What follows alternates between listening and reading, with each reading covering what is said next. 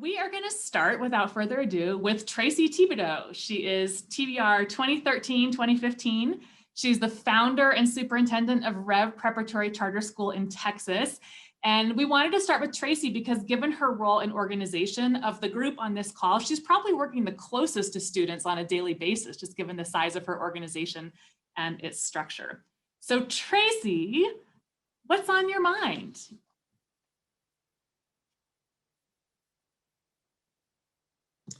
So first mistake, you got to unmute yourself. But hello, everyone. Shout out to TBR 1315 and to everyone else on the call. It's a pleasure to be able to start this off, even though I wanted to hear what everybody else was going to say first. But yeah, I'm back in Houston. I was born and raised, and back in my neighborhood that I grew up in, founded Rev Preparatory Charter School. This year, we're in our second year of operations with students. So just kindergarten through second, we're growing slowly until we get up to 8th grade. And so we are pretty tiny. We're about 120 students right now. And yes, I interact directly with the students, with the parents, teachers, everybody. And so when I look back on 2020, it's two things that really stand out that are just life-changing. And that's that key word, change. So people that know me closely know I love to plan everything 5 to 10 years in advance. And what I am harshly learning what I learned in 2020 was that change is the only thing that I can plan. I have to already know that what I expect is going to be different.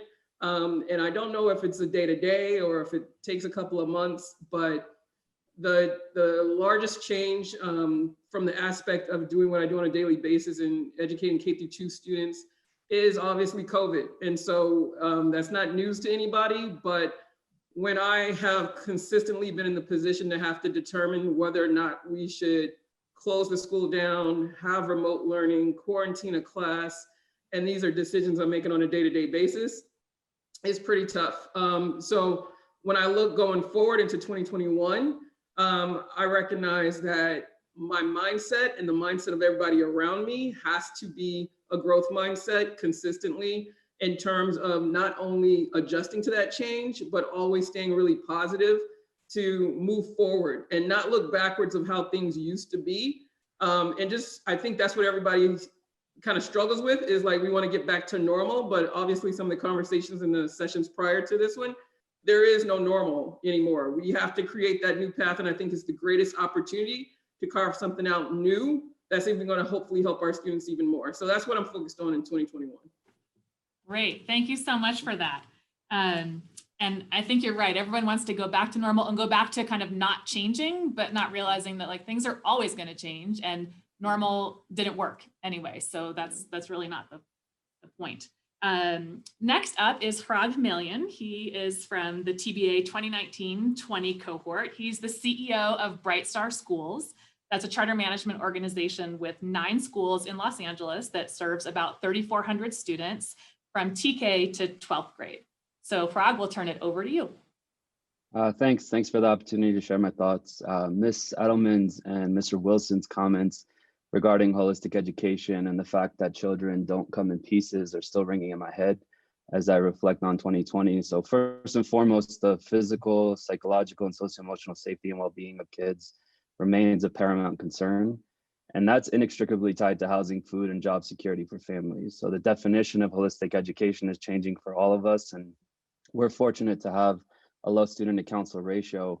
So we have a direct line understanding the unique needs of each student and family, but we've needed to, and we'll have to continue to double down on our efforts to become community schools, expanding ourselves beyond even what our broadened definition of a school is and why it exists in a community. And so it's necessary for us to evolve and continue to be mental health providers, job advisors, food providers, testing centers, vaccinators, anything and everything that our families require of us in the coming months. And we can't do it ourselves, so we're mostly leveraging partnerships, but where we need to, we're creating programs ourselves. Physical and psychological safety is also inextricably tied to our understanding of our eroding democracy, the threat it's currently facing, and the challenges that exist for different groups of people based on the color of their skin, their gender, sexual orientation, religion. And as mentioned earlier, we have the new pandemic of COVID, but we're under attack from the systemic age-old pandemic of systemic racism, anti-Blackness, white supremacy, all that need to be addressed at every level. And so we're committed to ensuring that our students, faculty, parents, communities are heard, have space to authentically be themselves, and help us move forward our country towards equity. I was asked what was surprising about 2020, or a situation that was surprising, and honestly, I've extended myself and I've had to relearn this role day in and day out based on a new circumstance or challenge. But the truth is, it's not surprising. We're just now reckoning with tides of time and addressing challenges that have gone unnoticed and unaddressed for far too long. And I'm just grateful for the opportunity to be in the mix. My goal for this upcoming year is that we don't continue to apply technical solutions, much to what Tracy was saying, to not apply technical solutions to the adaptive problems that we're facing in this hope that we'll return to some semblance of normalcy, because that's not going to happen. We're going to need continuous, bold, and courageous adaptive solutions if we aim to really make meaningful change. Thank you, Hrag. It's, as Mrs. Edelman said, children don't come in pieces, and it really sounds like you're taking that into account as you put together this whole ecosystem of supports for your students, and starting with just basic safety, to your point of what we really need. All right, our next up is Carrie Douglas. She is TBR 2007-09. She is the co-founder and co-CEO of School Board Partners, which is an organization that connects, inspires, and supports anti-racist elected school board members across the country. And she is also an elected school board member herself. She serves on the Bend Lapine School District in Oregon, a district that serves about 20,000 students. So she practices what she preaches. And I'm really excited to hear her perspective on 2020 and 2021 from that school board leader point of view. So over to you, Carrie. Thanks, Becca. So good to see all of you, and really a privilege to be able to share a couple of thoughts. As Becca said, I was elected to my local school board in 2017 and then co-founded School Board Partners in 2018. And our fellows are incredible. Most of them bring lived experience and a perspective to the board that's currently underrepresented in politics. And they come from all different walks of life and opinions on education reform. But as Becca said, we're all united on the idea that if we lead courageously, perhaps kids of color can finally self-actualize and thrive in our country, not as an exception, but as the rule. So personally, I had the unlucky honor of being the school board president throughout this pandemic, and it's been unbelievably difficult. I mean, to be clear, school board members are always making life and death decisions for our students. It's just usually on a longer timeline than it is during a pandemic. So in Oregon, we're reopening schools next week.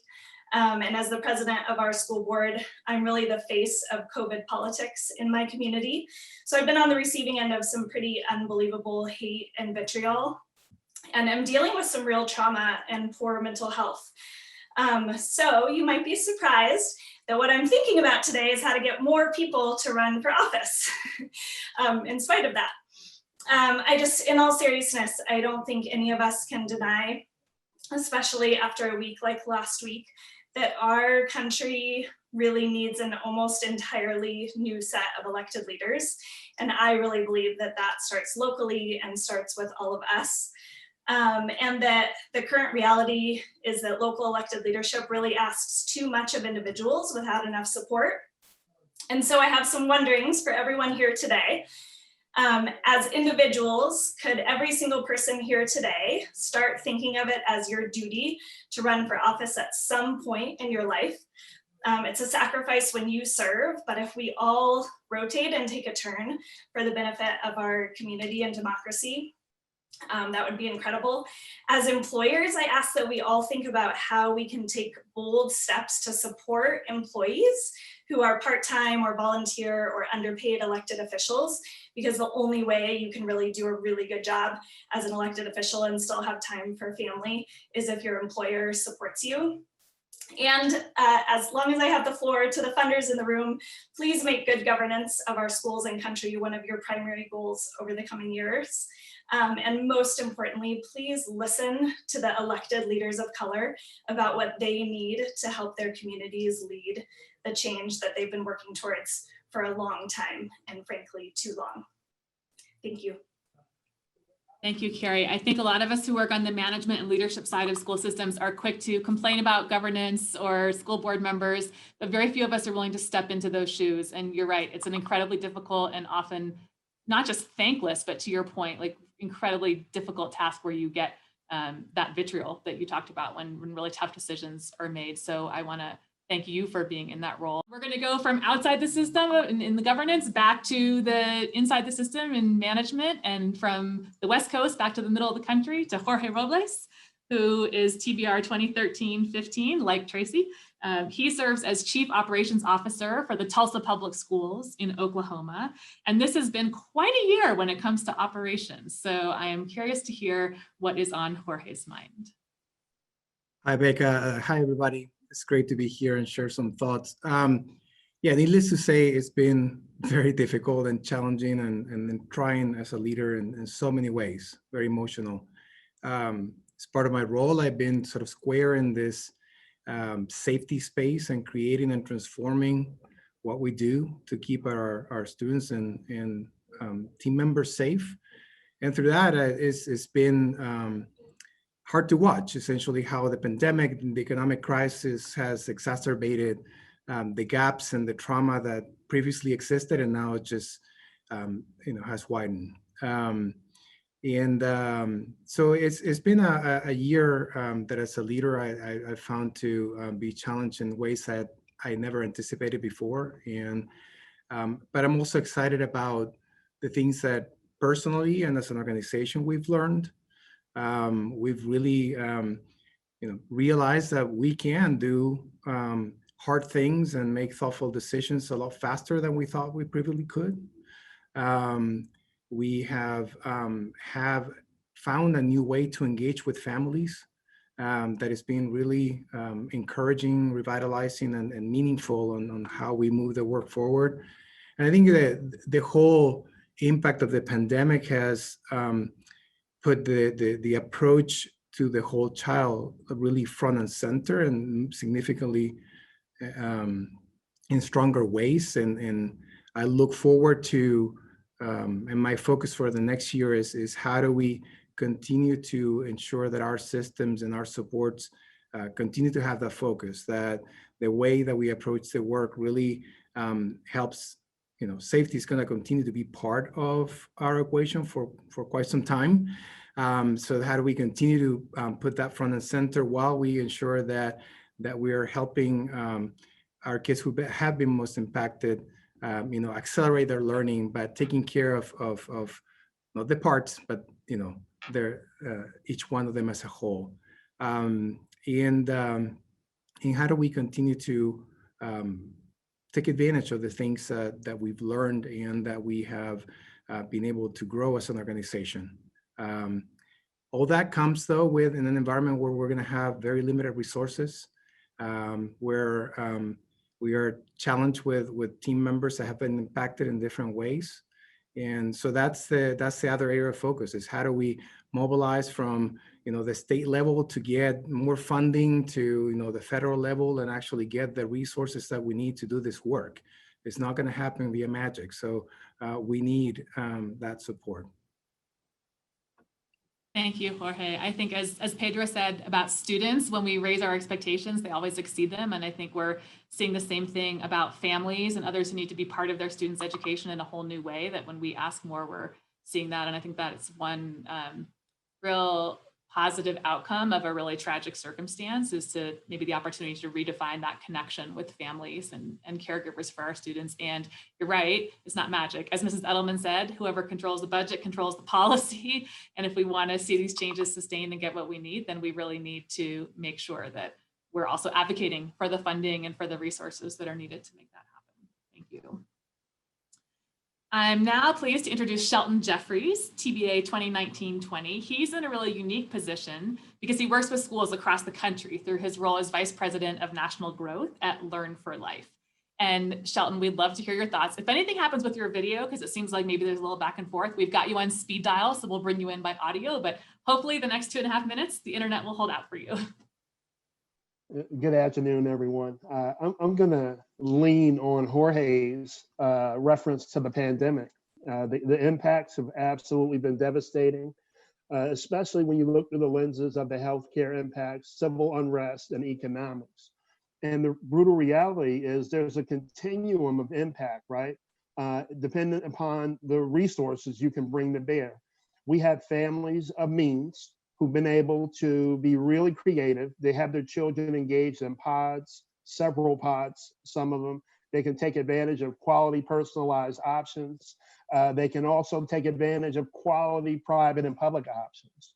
Then you have the disappearing families, right? And that's the area that our organization spends 100% of our time in.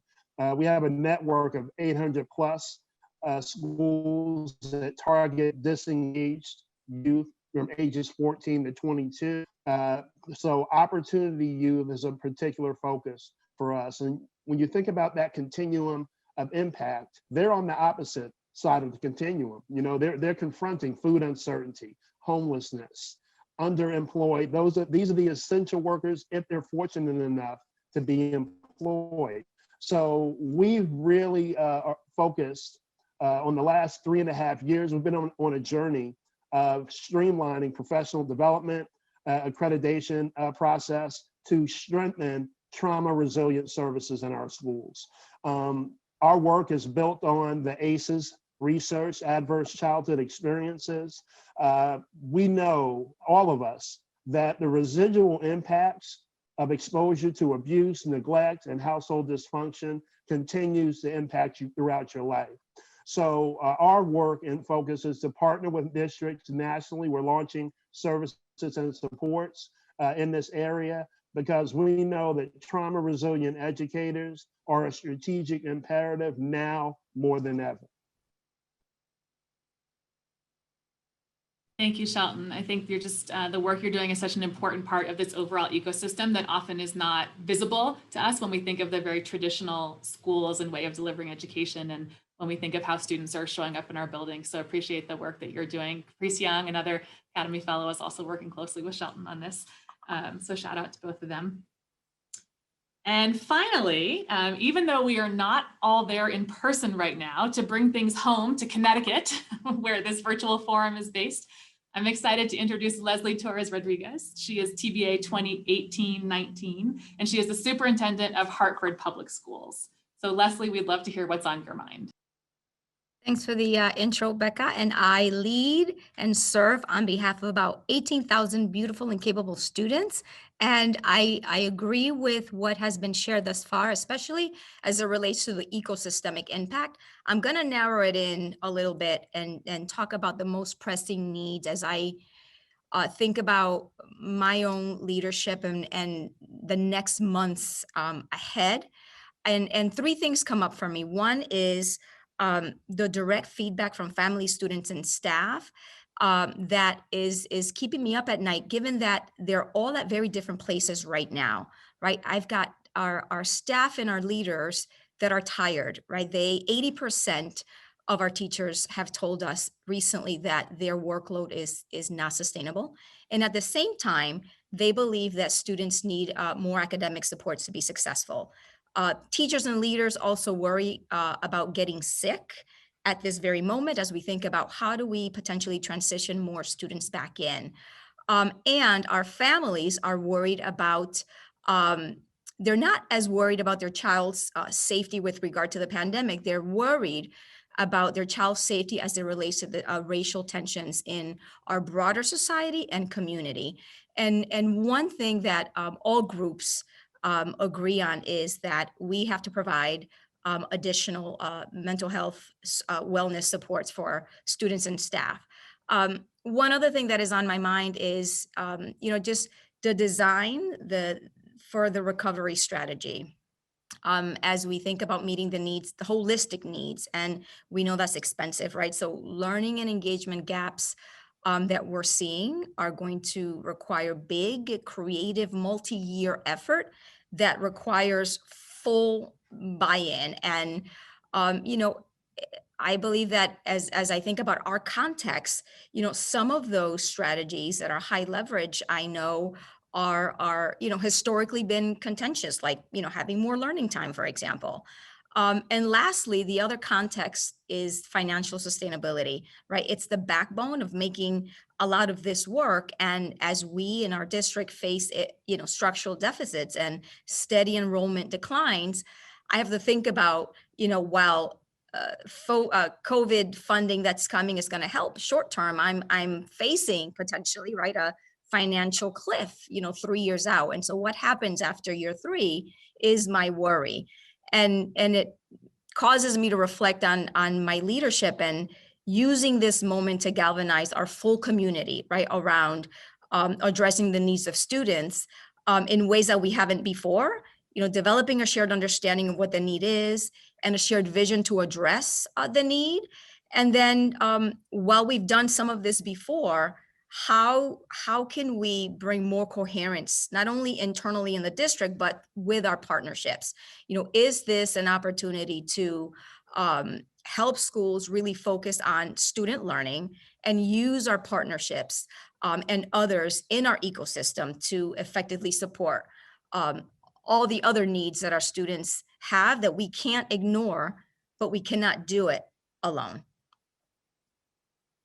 Thank you, Leslie. You'll see in the chat that you've got a few other fellow alumni from Hartford who are excited to see that you're leading the system that they grew up in. And I think there's just very few roles that have the complexity of that of an urban superintendent right now, of trying to manage this balance of academics and operations and care for students and community in the short term and the long term and just all those pieces. And so thank you for serving in that role and for all that you're doing and for everything that's being done by the 6 people we just heard from, as well as all of you. Thank you for sharing your thoughts at the start of this new year.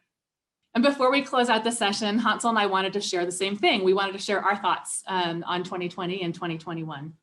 So I'll start. 2020 was a real dumpster fire of a year in so many ways, but it also brought 2020 vision for me in so many ways. I saw more clearly the divides between people with means and people without. As many have said, we were in the same storm, but we were not in the same boat. I saw more clearly the ugliness and pervasiveness of systemic racism. Of course, it's been there, but last year it was particularly illuminated and magnified. I saw more clearly that people we call essential are often treated as disposable. I saw more clearly that we are all essential to someone. I saw clearly that Kerwin, Hansel, Colleen, Margie, Gabriel, David, the whole team at SOM are excited and sincerely and deeply committed to bring TBC into their community and build on our first 20 years. And that has just been a real joy and a pleasure to work with them. I saw very clearly that all of you are so committed to doing whatever it takes to serve your students and communities.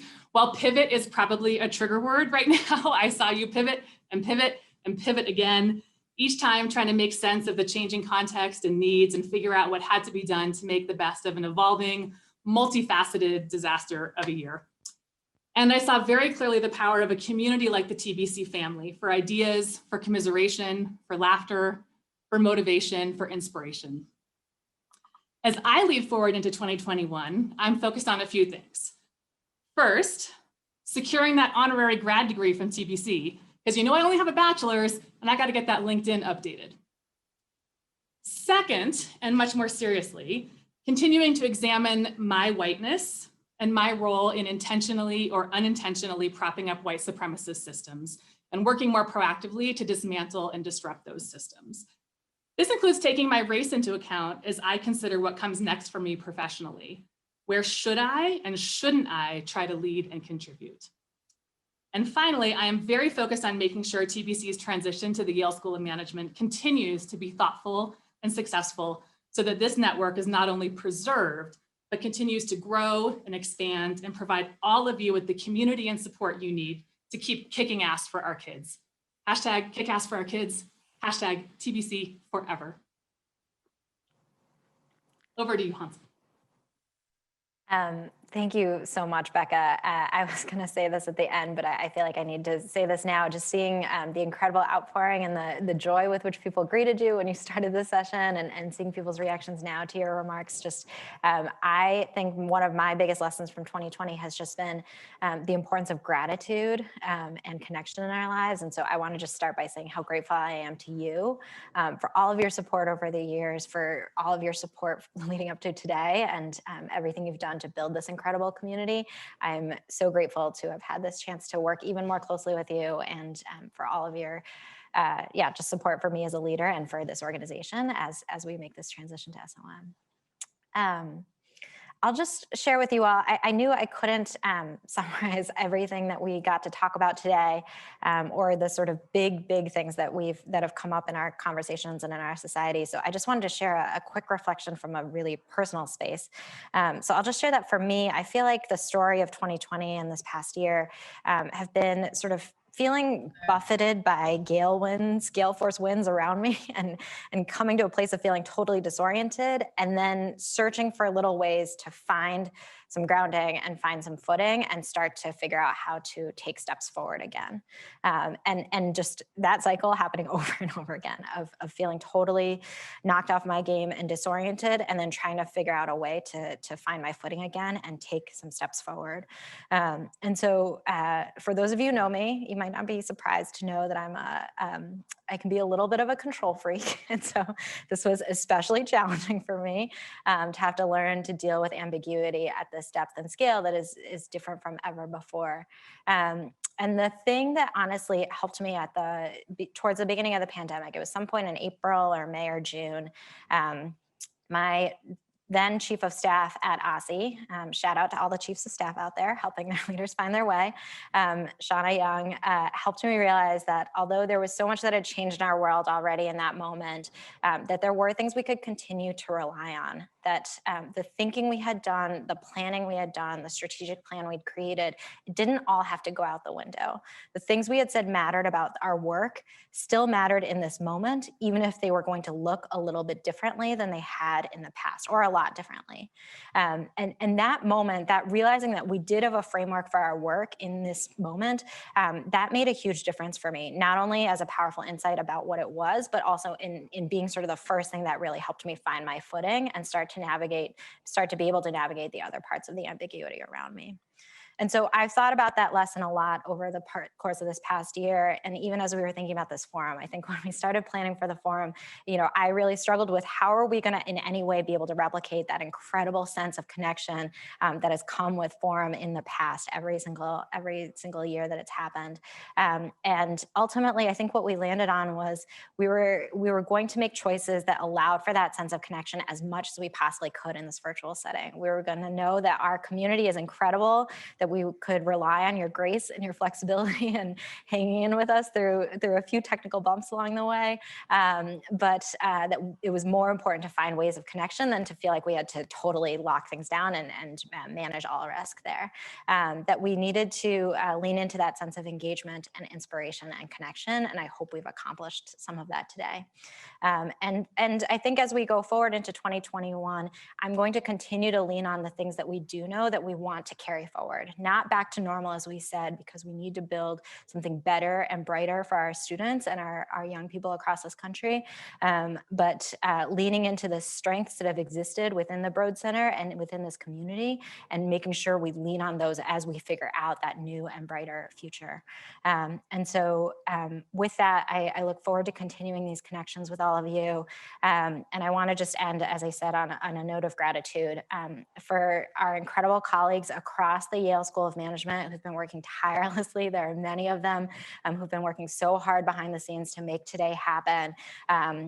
We were, as I said, really ambitious in what we aimed to do in this very first virtual forum, and I'm truly grateful to all of them for everything you've done.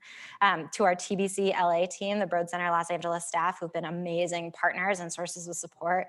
We're so glad to have had this chance to work with you and learn from you, and are looking forward to continuing that work for the next 6 months. Again, to Becca, who has led every single forum and has been such a support for so many people in the chat. I can't wait for you to get to see everything that's coming in. And for me personally, I know firsthand it's not always easy to watch someone, even someone you believe in and care about, as I think you do for me, to watch someone else lead on something that you have led in the past, and yet you've done it with such humility and grace and incredible support, and I'm so grateful to you. And most of all, I want to thank all of you for joining today. I know that it is no small thing to accept one more Zoom meeting, to take time out of your schedules, to juggle everything that is going on at home and at work, and in your lives. And I'm so grateful to all of you for taking this time to connect, and I hope to recharge and fellowship with one another. I know it's been deeply special for me, and I hope it has been a source of some sense of recharging and refueling for all of you as well.